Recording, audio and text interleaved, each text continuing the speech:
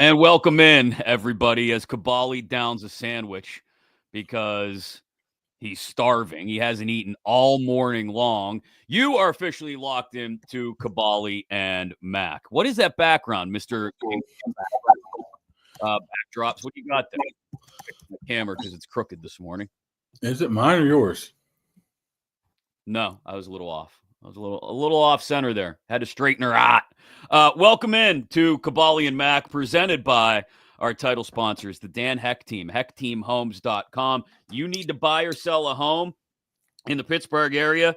They are your people to do it, and to do it the right way and get you the best possible deal. Like I said, whether you're buying or selling, as Kaboly takes another massive bite of what I believe is just a plain old cheese sandwich. HeckTeamHomes.com. HAECK teamhomes.com. Again, Dan, Michelle, Jeremy, the whole gang, the best you could possibly find.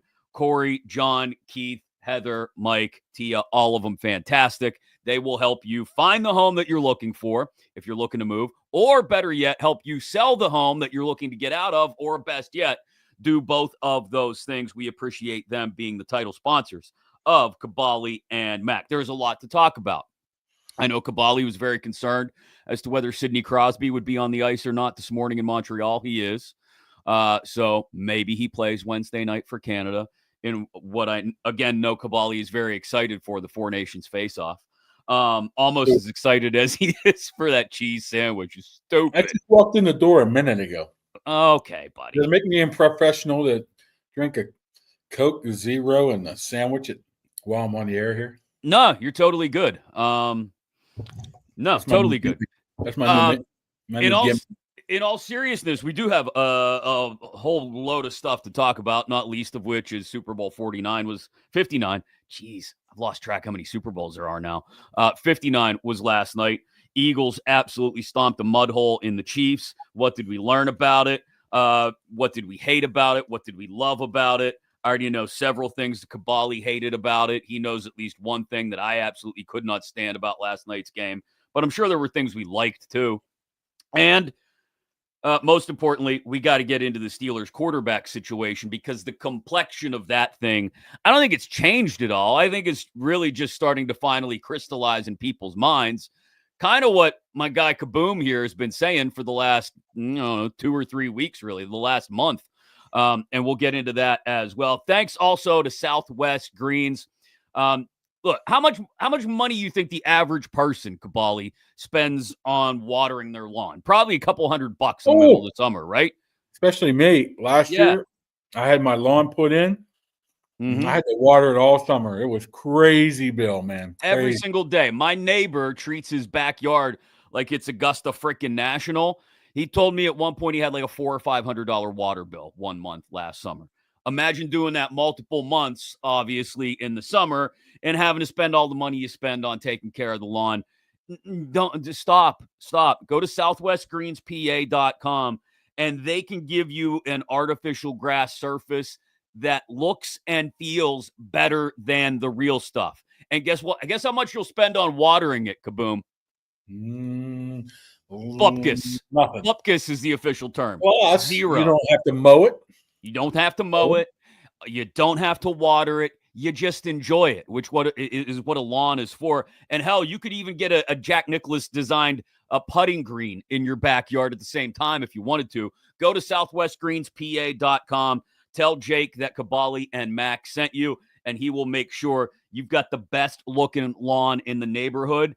And again, you won't have to spend any of the time on it that your next door neighbor is spending hours every week mowing and watering, hundreds and hundreds of dollars every single summer, thousands of dollars in some cases. SouthwestGreensPA.com. Thanks to them for jumping aboard Kaboly and Mack as well. So you said something I thought was really interesting this morning.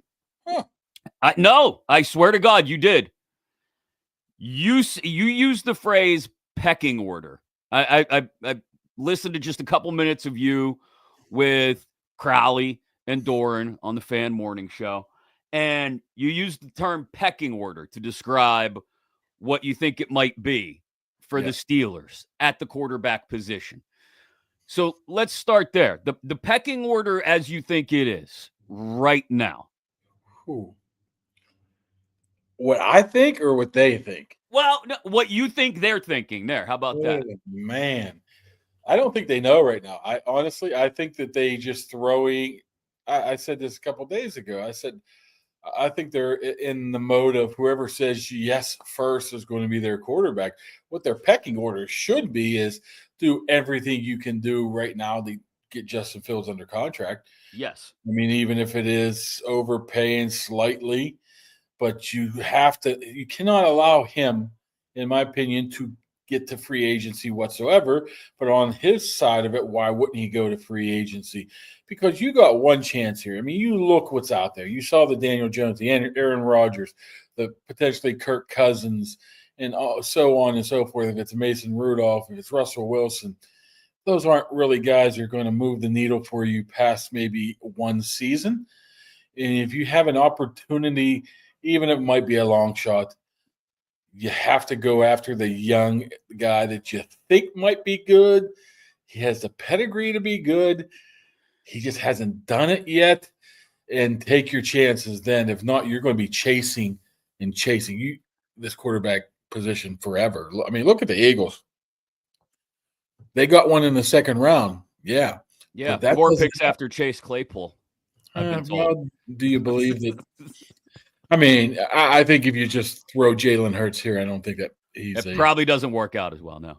So what I'm saying is, I think they need to go Justin Fields now inside that building. So that might not be it.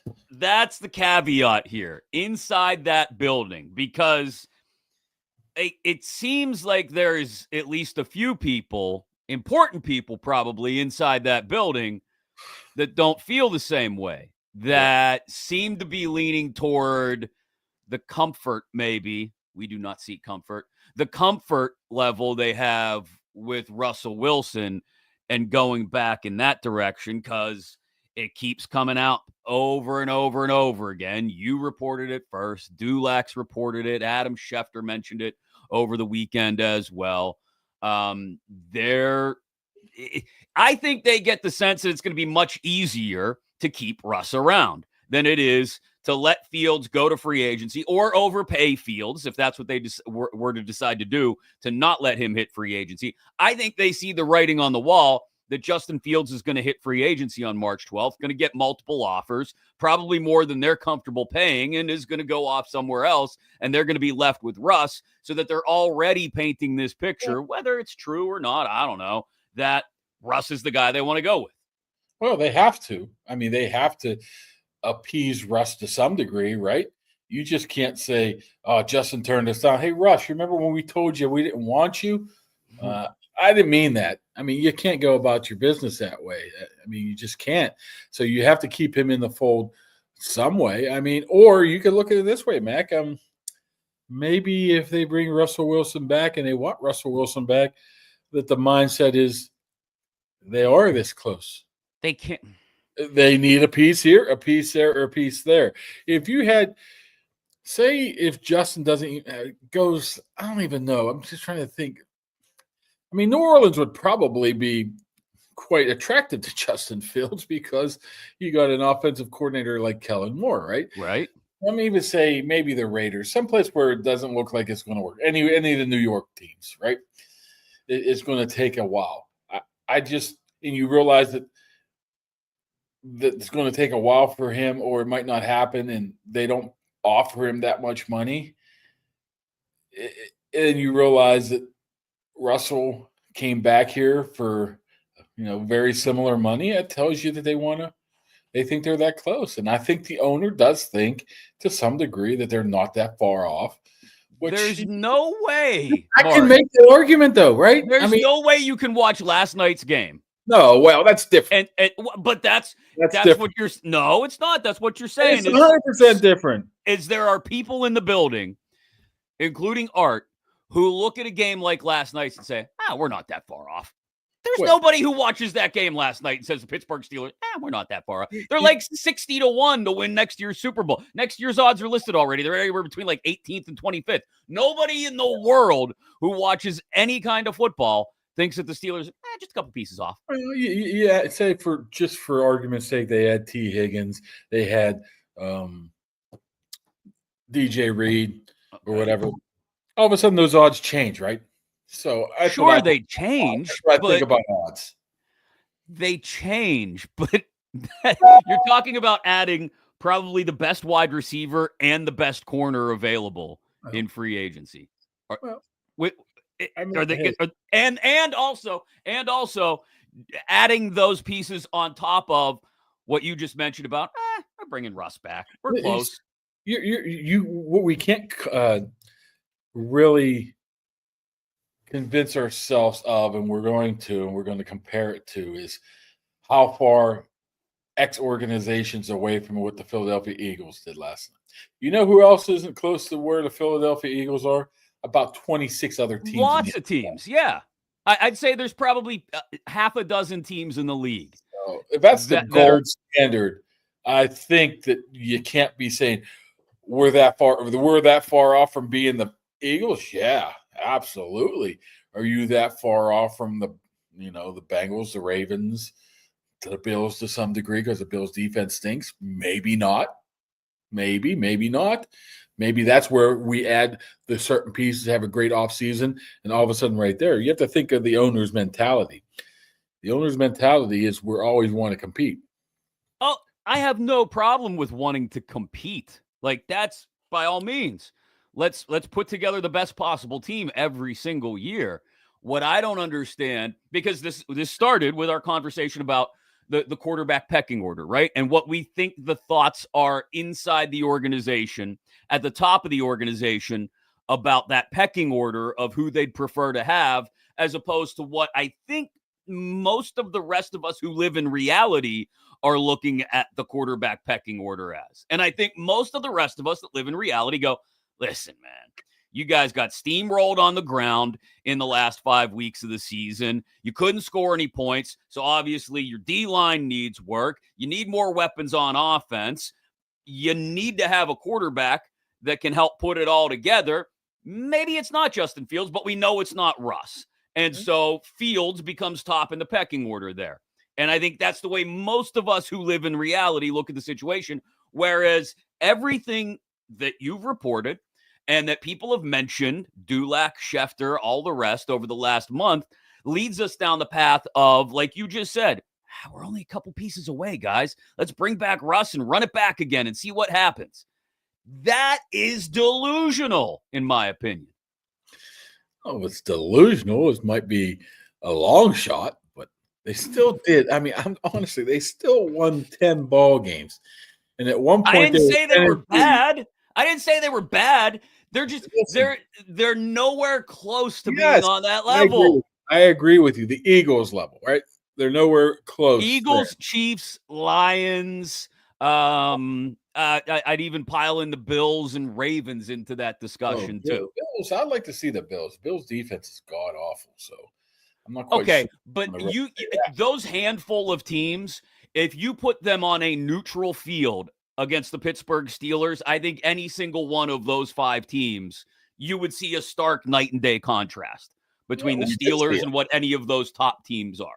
Well, we saw what 2 of them did to them, or 3 if you count the Ravens. Exactly. But should that hinder you from saying that it's impossible? No, it's not impossible. But I think you need to understand that your blueprint needs to be adjusted then.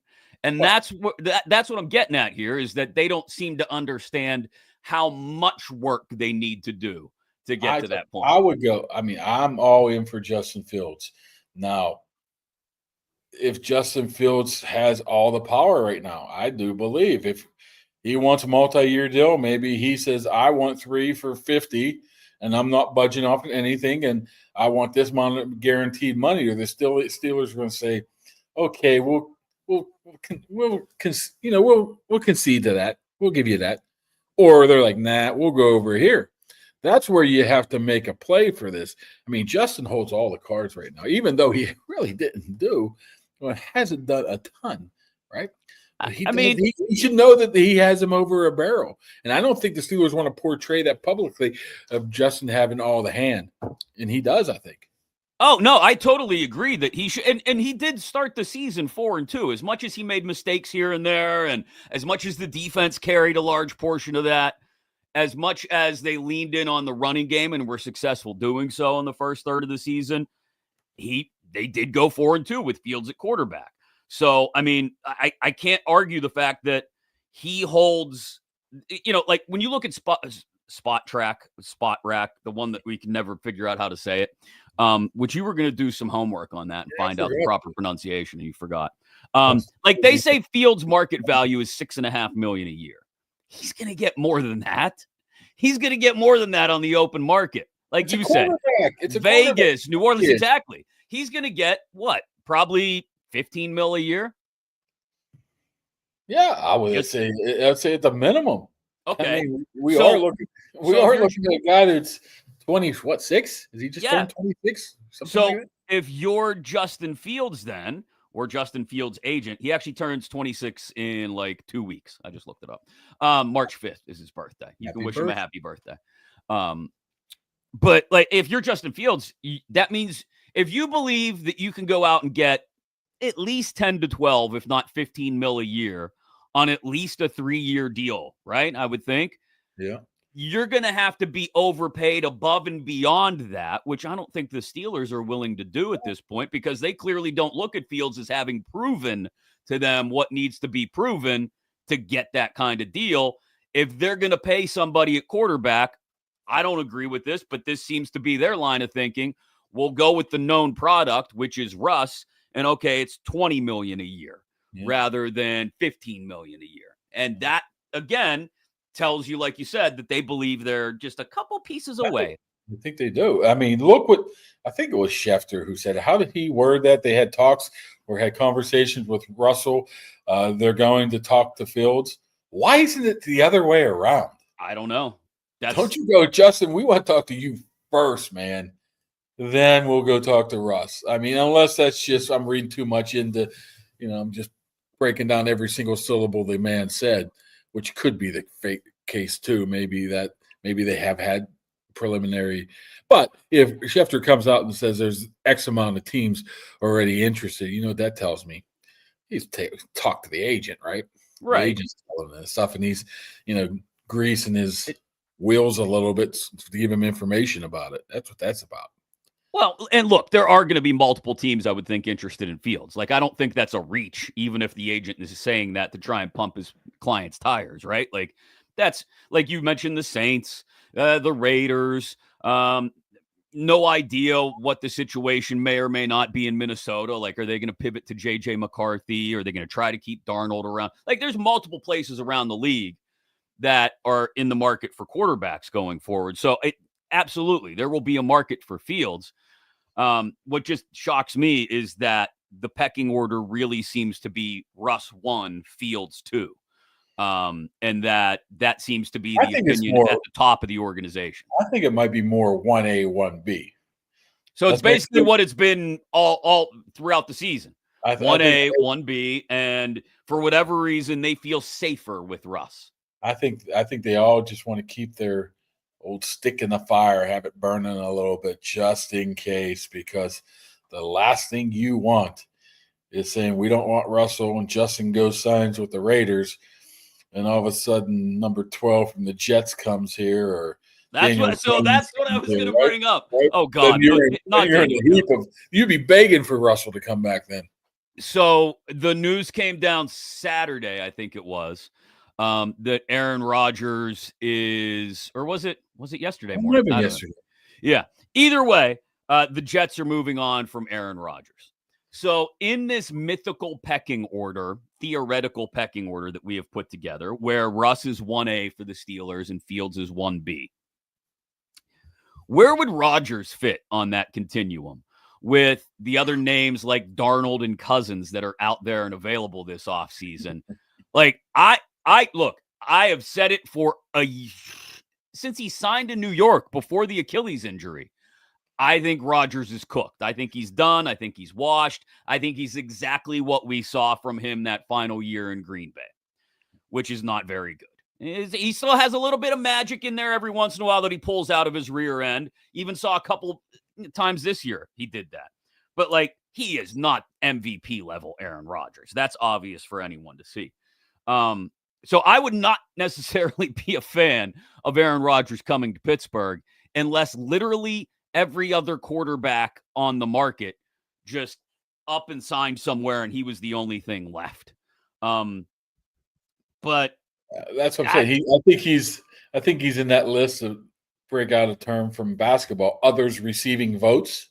Can't just totally dismiss the fact that if things work out or not work out, that he would not be getting a call here, depending on what happens ahead of him. But I mean, what would you rather have? Would you rather have Aaron Rodgers if everything else fails?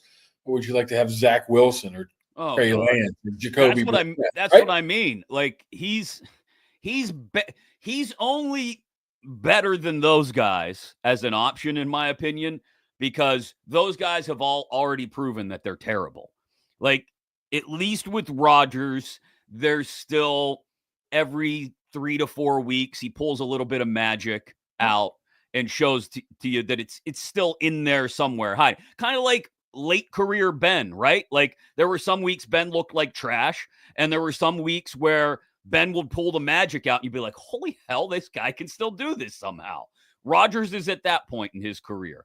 And I'm not signing up for that if you're telling me the first option on the table should be overpaying Justin Fields a little bit. Yeah, I mean, I agree with you. I'm not saying that Rodgers has a good chance of coming here, but I just wouldn't totally write it off. Like I said, do you want Skylar Thompson to be your quarterback and Kyle Allen? I mean, if it gets to that point, then you're in big trouble. But hey, for my point of view, having Aaron Rodgers come to Pittsburgh would be quite entertaining. For our job, it would be. Oh, I love it. It'd be fantastic. It's what's best for business. Bring him on.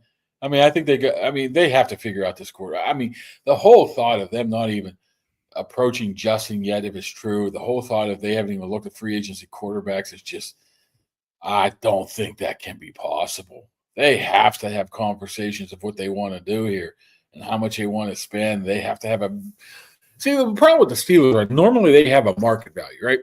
Yeah. They put their little numbers in and boom, it pops up what they're going to spend the guy. And they usually don't budge off that very much.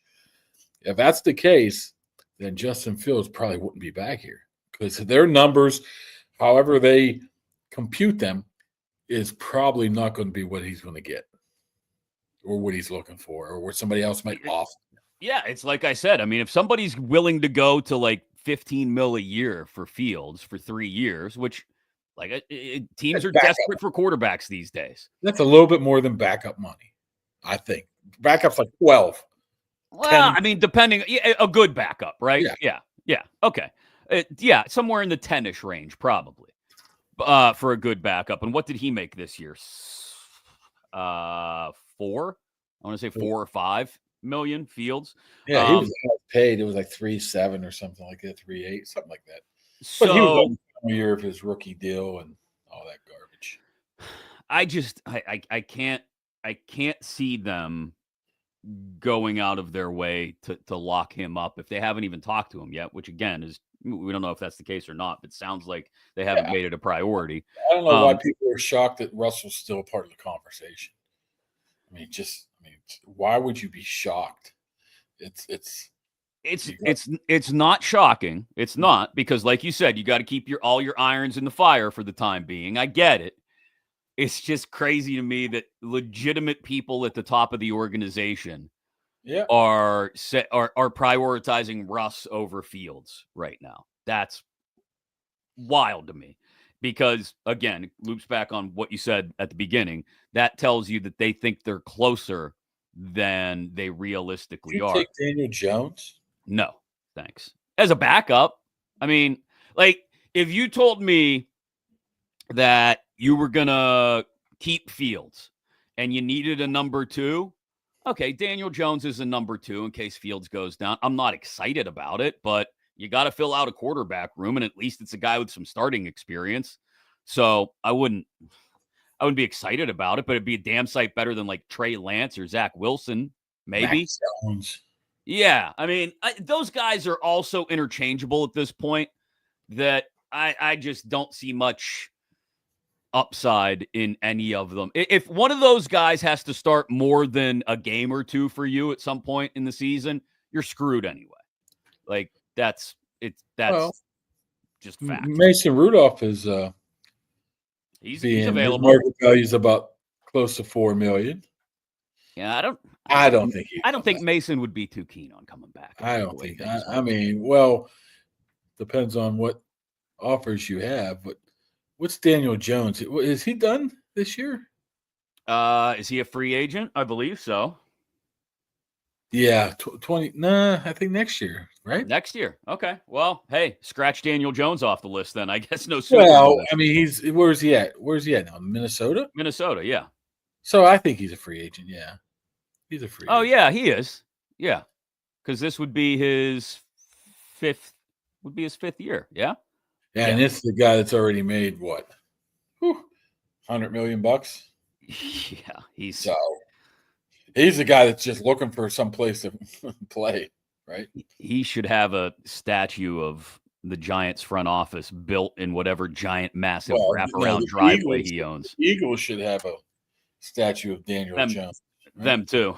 Okay, so the quarterback situation, like I said, I don't think it's necessarily any more clear than it was 3-4 weeks ago. It feels like people are just now, though, coming around to understanding and realizing what you've basically been saying for a couple of weeks, which is they're gonna look at Russ first and probably not prioritize Fields if it's going to cost them a whole lot extra before the market opens. On the flip side, maybe Fields loves it here and willing to say, if you give me the fair market value, I'll sign right now. I don't know. I mean, the guy's very quiet and reserved, so he's not going to really come out and say that. I know he said he wanted to come back, but that means nothing. Yeah. I mean, it means zero. But maybe he does view this as his best opportunity. I don't know. But this team is, to go back to what I mentioned earlier, like this team is nowhere near being close. Like they're multiple major moves away, starting with a quarterback, going to replenishing the defensive line as Cam Hayward plays his last season or two, doing something at corner, right? Aside from just Joey Porter Jr. Like that. I don't think the Eagles blitzed once last night, Mark. No, that's the Steelers. That's the Steelers' philosophy too. I mean, we just look at the Eagles' front four. With the Steelers, you basically have to look at their front 4 to 5. You got to throw Highsmith and Watt into that mix too. Okay, because they pretty much rush the passer 80 to 90% of the time, maybe Watt a little bit more than that. So they're part of this. Hey, this defensive line too. They're just in a different situation, I guess. So, I mean, if you got Watt, Highsmith, Hayward like he played this year, Benton who's should take another step. Should. Not a bad start, right? It's not a bad start, but I do understand where you need someone else who can play in. Like, if they look at, for example, Keanu Benton as being the long-term replacement for Cam, like that's not realistic. Like he seems like a good player, but he's not a long-term replacement for Cam. Like they simply, I don't know, maybe it was the decision to keep Ogunjobi. Maybe it was, you could go back a few years and say that the Stephon Tuitt retirement was what sort of sent the D-line into a tailspin. I don't know what it was. And I wouldn't fully call it a tailspin because there are some games where, because of Watt, because of Highsmith, they still dominate games or, at the very least, create enough havoc that they can win a game. But there is no substitute for being able to create pressure with 4 without having to blitz the way the Eagles did most of this season and again last night. Exactly what the Steelers want to do. They just haven't been accomplished as well as the Eagles were able to do. It doesn't hurt that the Eagles have pretty good back half of guys and 2 young guys, and Mitchell and DeJean and Slay and the one that always punches people, Gardner Johnson. Is that his name? Yeah. I mean, that's not a bad It's not bad that you're able to get a Zach Bond and turn him into a Defensive Player of the Year candidate. I mean, maybe just Howie Roseman's good at his job. Yeah, that probably is a large part of it. How that dynamic works, though. You think Howie goes, "Hey, man, I want Zach Bond. Get you, Mike or Sirianni. Is that Mike Sirianni? Nick. Well, who's Mike? His brother from W&J, right? Yes. Nick. Well, forget you, Nick. I'm just bringing him on. I wonder how that works. I mean, Sirianni, at least before last night, probably didn't have the sway or the cachet or the pull to be able to dictate to Howie which players he wanted specifically. Howie probably says, well, yeah, we need this kind of guy, right? Okay, I'll go get you that kind of guy. Here's Zach Bond, right? And then Zach Bond ends up being what he is. So, like, I get the feeling there's a very different dynamic in Philly, at least up until, like I said, last night, than there is here in Pittsburgh, where Mike T is much more involved in that part of it. How would you like to be the Saints right now? Dumping Trey Hendrickson and Zach Bond within a span of a couple of years. They're a disaster. That's when you spend over the cap there. They pushed it down the road, but it wasn't be able to manage as well as the Steelers were able to do it, though. Steelers, what, top 10 in cap money this offseason? Are they that high? Top 10? It's kind of crazy. I mean, it wasn't that long ago. If they signed Leonard Pope, you'd be happy. That 1 year, it's the only guy they signed was Leonard Pope. Leonard Pope. I mean, because they had no cash. Yeah. But we did, is that the biggest lesson, I guess, from last night? Is that defense can still win championships, right? You better have a really freaking good quarterback, and a couple of great weapons for him to use. But you can still win with. You have to have a defense that can neutralize the opposing quarterback. And Philly, absolutely. I mean, they made Patrick Mahomes melt into a little puddle. Yeah, but on the flip side of that, you have to have a good defense, but if the Eagles' offense would have put up a couple field goals and keeping the Chiefs hanging around, it's a different ball game. So you better have some offense to be able to do what they did last night, was just absolutely go and just put the game away in the first half. And they did it without Saquon Barkley really having much of a game at all. That's 2 yards a carry. Yeah, that's the part that shocked me. Like, if you would have told me, okay, there's a parallel universe where the Eagles blow out the Chiefs in the Super Bowl, and it's basically over at halftime, I'd have figured Saquon had 100 yards on the ground at the half and multiple scores and another one of those 70-yard runs that he racked up in the last third of the season and into the playoffs. Instead, no. It was the Chiefs making mistakes. It was Hopkins dropping the ball on third down. It was the offensive line, like, just giving Patrick Mahomes zero time. Mahomes getting the happiest feet I've ever seen. Like, Mahomes is good at moving around in the pocket and making things happen. He didn't look comfortable. There wasn't a single drop back where he looked comfortable last night. I mean, they don't have much of a running game. And if you're able to limit Kelsey, do you fear any of their receivers? The Jujus, the Hollywoods, Hopkins? No. You see, if I'm in Kansas City right now, I'm a little bit worried. I am a little bit worried that I see more than a crack in the old armor here. Okay, Patrick Mahomes still that, so they'll still win 10, 12 games. But is their Super Bowl run now done? I thought there's an interesting parallel, because people like to compare Mahomes to Brady all the time, which I think is stupid, but whatever. That Brady went a decade between winning Super Bowls at one point. He lost 2 to the Giants. He lost 1 to Philly. What's that? They seemed to go to one every year, though. They just weren't winning. They were always going, or at least it felt that way, right? But he went a decade between Super Bowl victories at one point, which, in retrospect now doesn't seem to add up, but it does when you go back and look at it. And maybe the Chiefs are just in that weird sort of murky middle of Mahomes' career at this point. I can't imagine Kelsey has got more than another year or 2 left in him, if that. And like you said, what else do they have around Mahomes right now? Did he dye his hair for that game? I don't know. A little burnt almond colors. I think he got a little touch up there, a little just for men there, just for the game. Really? I mean, I didn't do side by side comparisons, but it looked a little darker. Was that your biggest? That was your biggest non-football takeaway from the game last night? Kelsey may have colored his hair. When the game's over at 8:00, you look for other things, right? That's true. It was about the score bug and Kendrick Lamar. I mean, okay. That's what we're doing here. The score bug is bad. Like that looks like something I made in like Tecmo Bowl. Sixth grade. Yeah, sixth grade. They just called it computer class back then, when like you would mess around on Microsoft Paint. I don't know. It was just weird. It looked all. I don't know. It was just it didn't line up. The play clock wasn't above the game clock, so I had to keep looking to the side to see how many.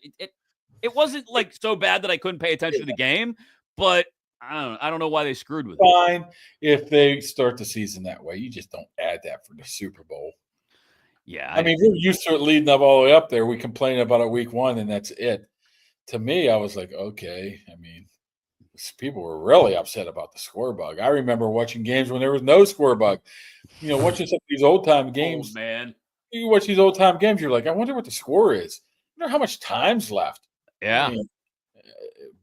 Back in the you'd have to peek at the bottom of the screen to see if you could see the first down marker, like the scrimmage marker that would tell you what down it was. Yeah, the old ticker too. Let's go an update. Yes, let's see who's winning. I always tell this story. Back in early fantasy football days, when there was no internet until Al Gore invented it.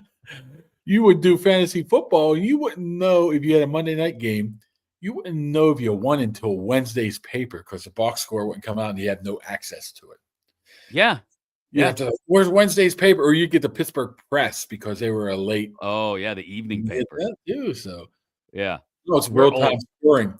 What bothered me last night, though, is I think the delay was a little bit too severe.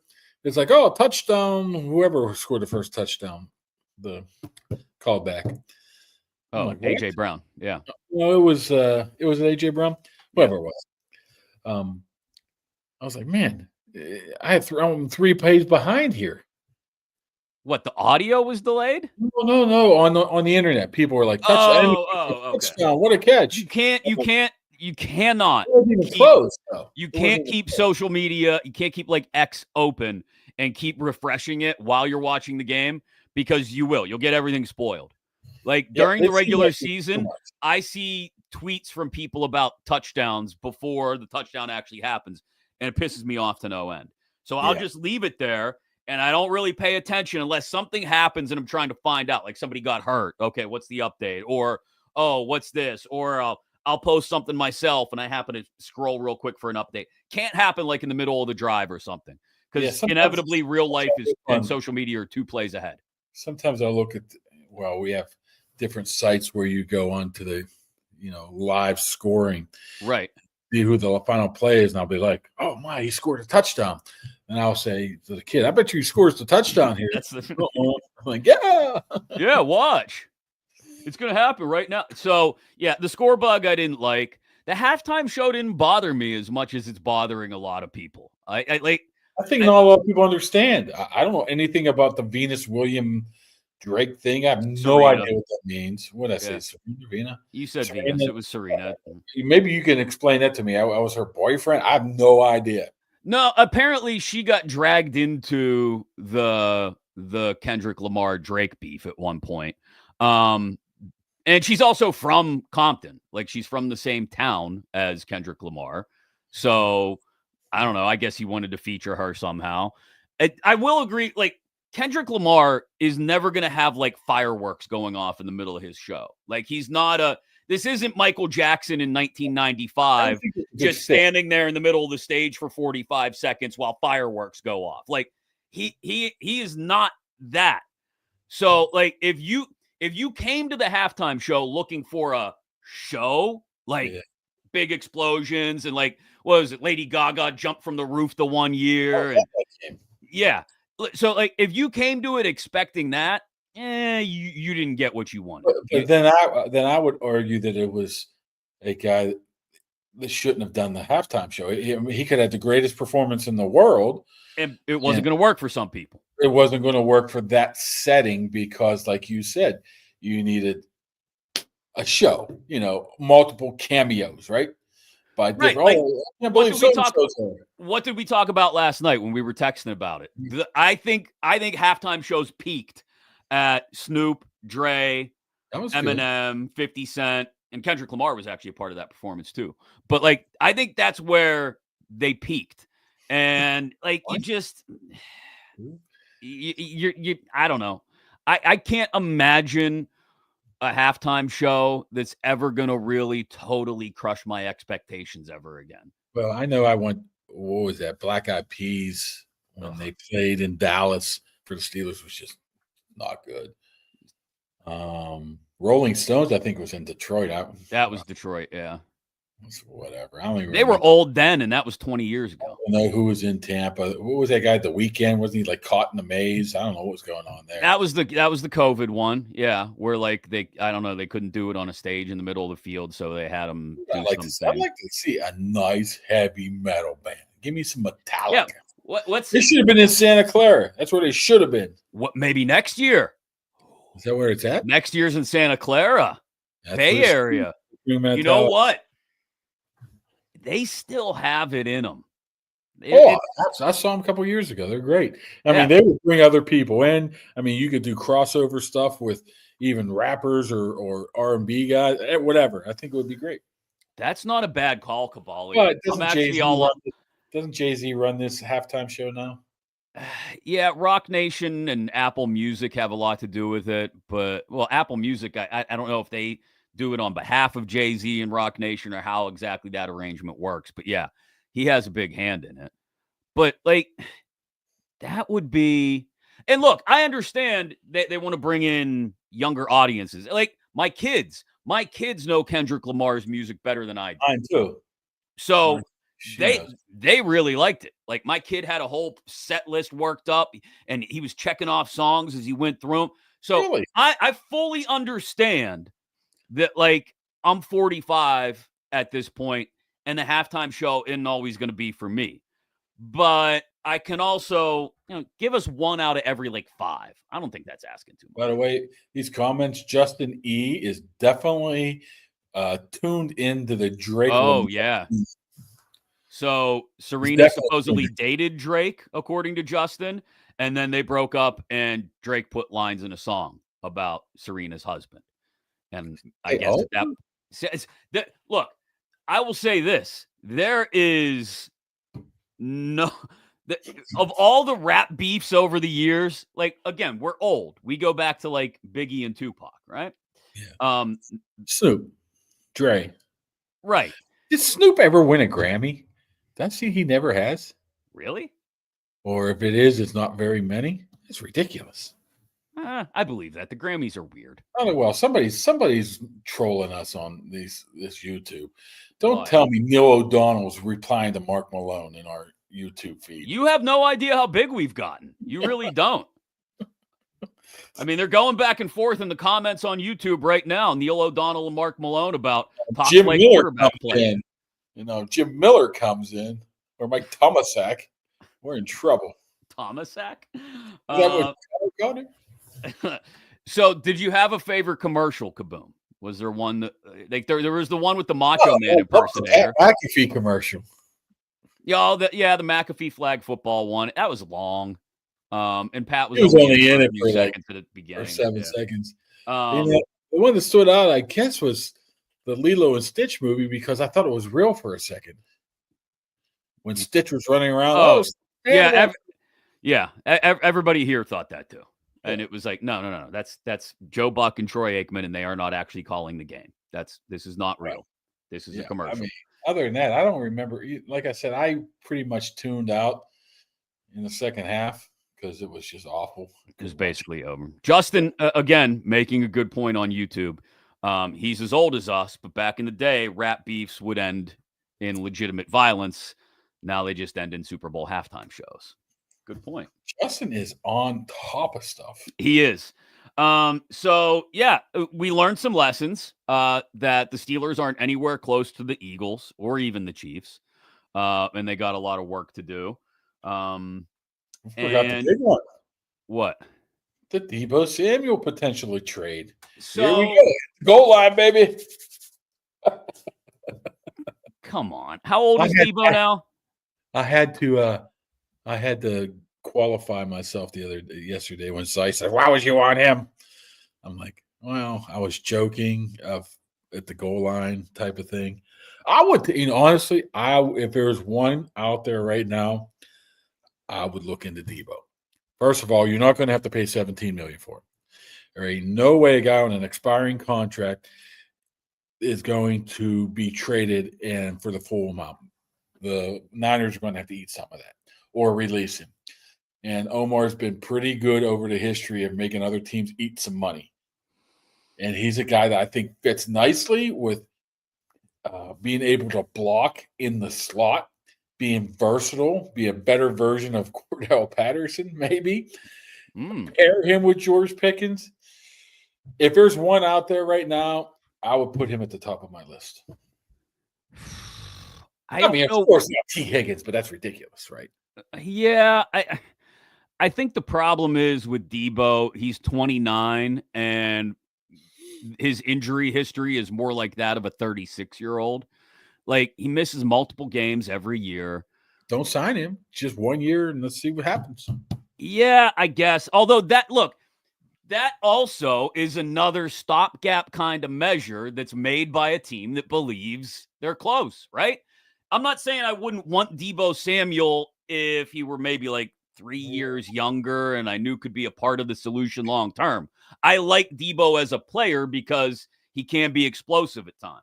But George, Deebo, Roman Wilson, Calvin Austin, Freiermuth. All of a sudden, like my receiver room-ish.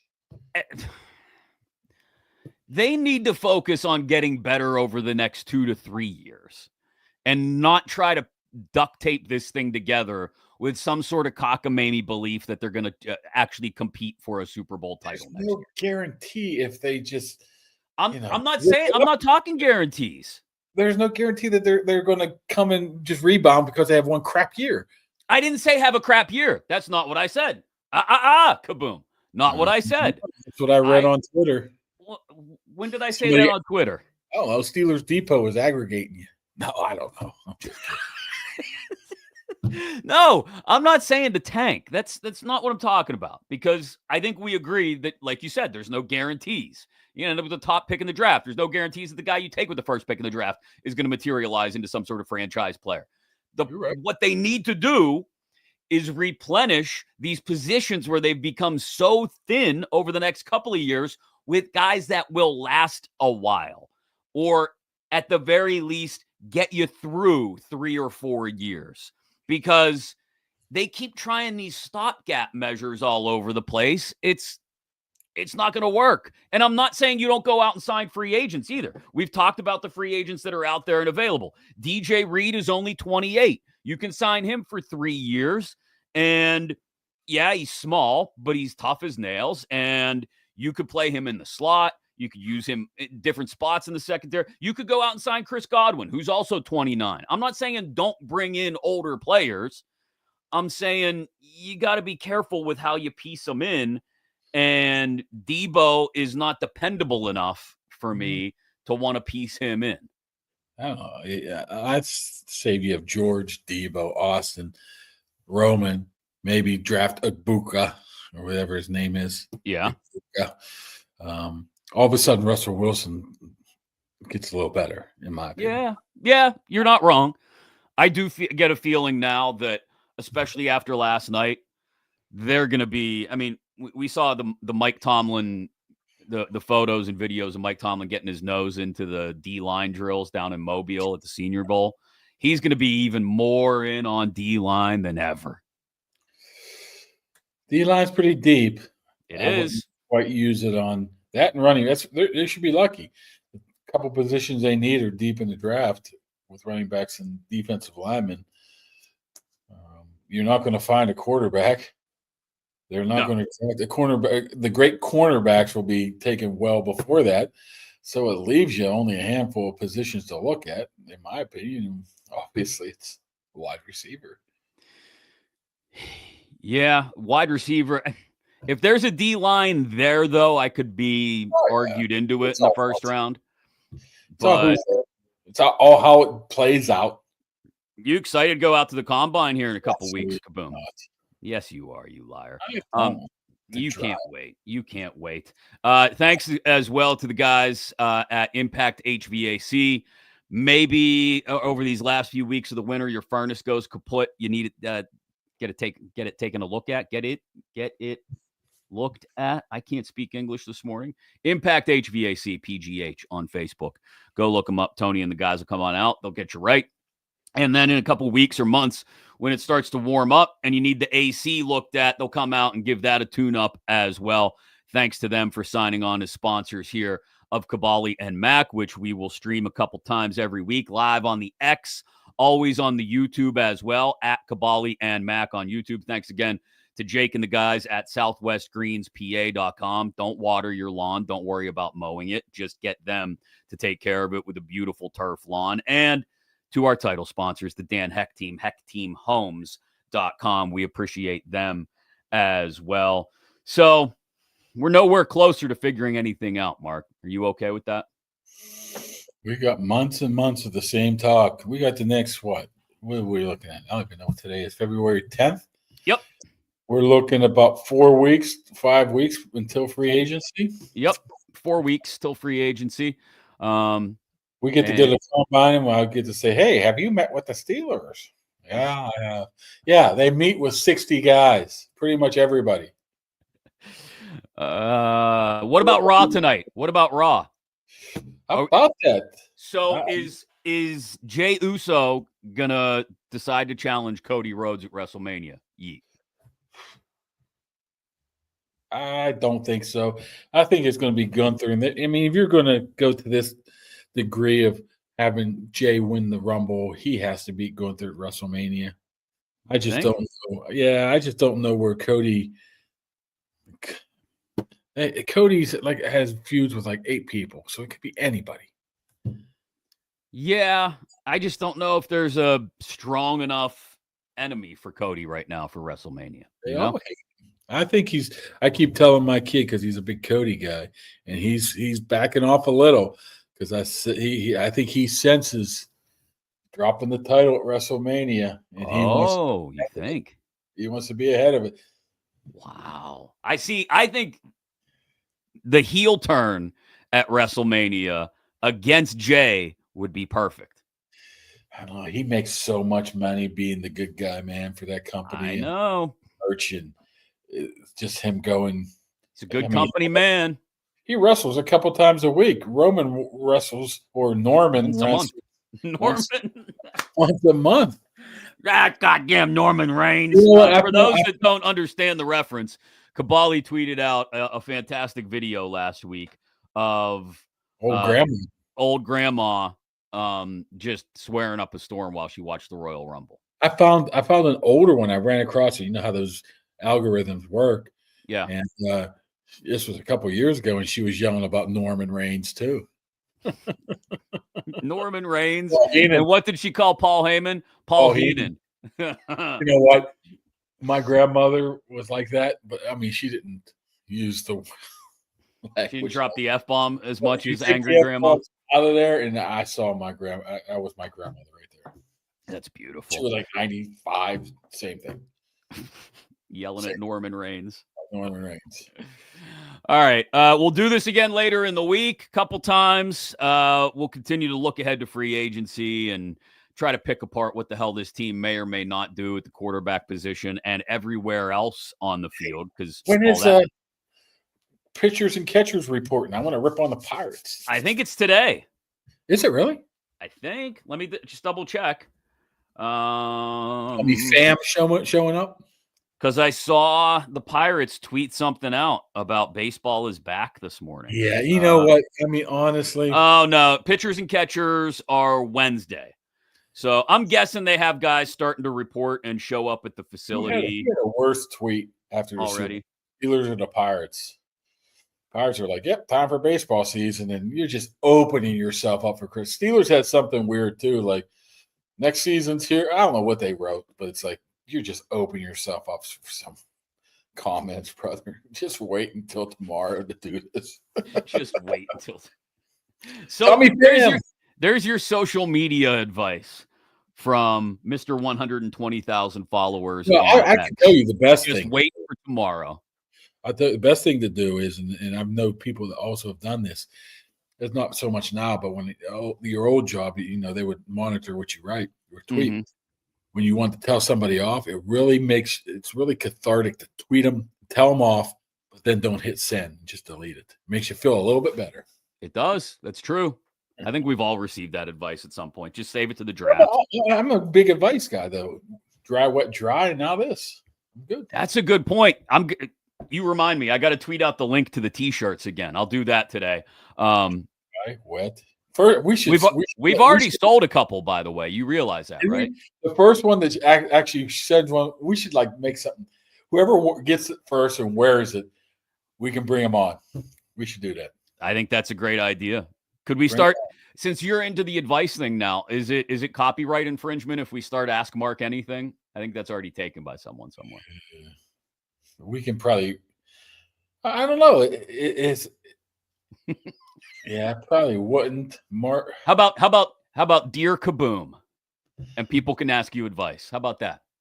What was that before? What was her name? The old lady that gave love advice back in the day? Dear Abby. Dear Abby. Yeah, Dear Kaboom. Is Abby still around? I have no idea. She's probably dead, right? Well, you're the DJ.